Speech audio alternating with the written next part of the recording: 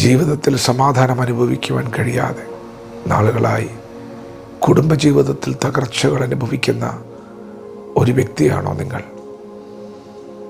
കുടുംബത്തെ സ്ഥാപിച്ച ദൈവം പറയുന്നു, ഞാൻ നിങ്ങളെ പണിയുന്ന ദൈവമാണ്.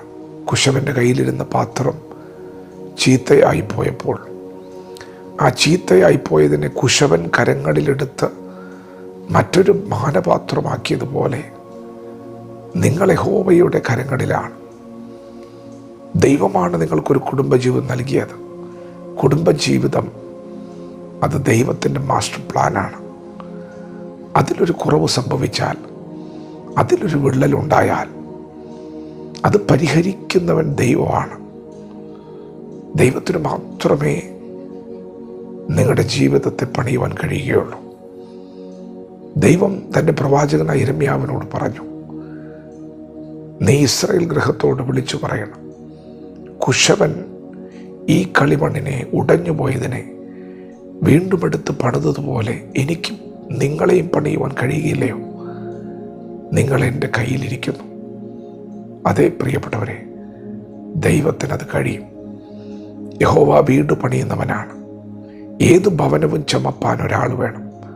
സർവവും ചമച്ചവൻ ദൈവം തന്നെ. യഹോവ വീട് പണിയാതിരുന്നാൽ പണിയുന്നവർ വൃദ്ധാധ്വാനിക്കും. നിങ്ങളുടെ ബുദ്ധി കൊണ്ട്, നിങ്ങളുടെ സ്വന്തം ശക്തി കൊണ്ട് ഈ വിഷയങ്ങൾ പരിഹരിക്കപ്പെടുകയില്ല. നിങ്ങൾ ദൈവസന്നിധിയിൽ വിഷയങ്ങൾ കൊണ്ടുപോവാ. നിങ്ങൾ തിരുവെഴുത്തുകളെ തുറന്നു വായിക്കുക. നിങ്ങൾ വേദപുസ്തകം തുറന്നു വായിക്കുക, ഉച്ചത്തിൽ വായിക്കുക. ചില ദിവസങ്ങൾ അതിനായി സമയം വേർതിരിക്കുക. വചനം വെളിച്ചമാണ്, വചനം ജീവനാണ്, വചനം സമാധാനമാണ്. നിങ്ങളുടെ ജീവിതത്തിൽ ഒരു ശാന്തതയുണ്ടാകും.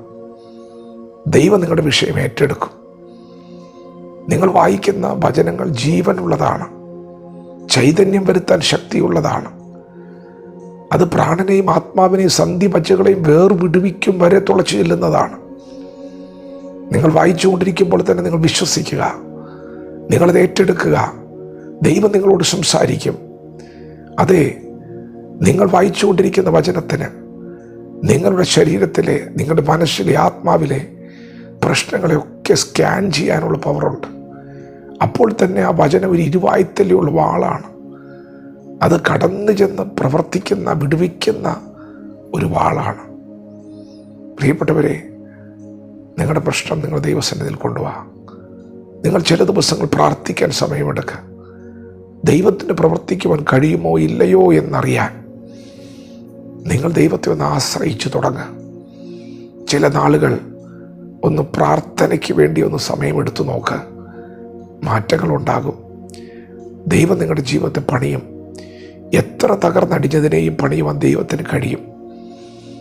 ദൈവം വ്യക്തികളെ പണിയുന്നവനാണ്, കുടുംബത്തെ പണിയുന്നവനാണ്, രാഷ്ട്രത്തെ പണിയുന്നവനാണ്. ദൈവത്തിന് കഴിയുമെന്നേ. നിങ്ങൾ ചിന്തിക്കുന്ന പോലെ ദൈവത്തിന് വഴിയുണ്ട്, ദൈവത്തിന് വിചാരമുണ്ട്. ദൈവത്തിൻ്റെ വഴികൾ നിങ്ങളുടെ വഴികളിലും ഉയർന്ന വഴികളാണ്. ഇസ്രായേൽ മക്കൾക്ക് വേണ്ടി ഒരു വഴി തുറക്കാൻ ദൈവം ചെങ്കടലാണ് തുറന്നു കൊടുത്തത്. ഈ ലോക സൃഷ്ടി ഇന്ന് വരെ കാണാത്ത പുതിയ വഴികൾ ദൈവത്തിൻ്റെ പക്കലുണ്ട്. എങ്ങനെ ഒരു വഴി തുറക്കണം ദൈവത്തിന് അറിയാം. എങ്ങനെ ഈ വിഷയം പരിഹരിക്കണം ദൈവത്തിനറിയാം.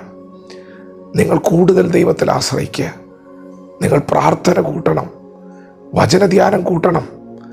നിങ്ങൾക്ക് ദൈവമായിട്ടൊരു ബന്ധമുണ്ടാകണം. ദൈവസന്നിധിയിൽ കൊണ്ടുപോവാ. ദൈവത്തോടുള്ള ബന്ധത്തിലൊന്ന് ശക്തിപ്പെടുക. ദൈവം നിങ്ങളുടെ കുടുംബത്തെ പണിയും. ദൈവം നിങ്ങളുടെ തലമുറകളെ പണിയും. ദൈവത്തിന് സകലവും സാധ്യം. ഒരു ദിവസം കൊണ്ടാണോ? അല്ല.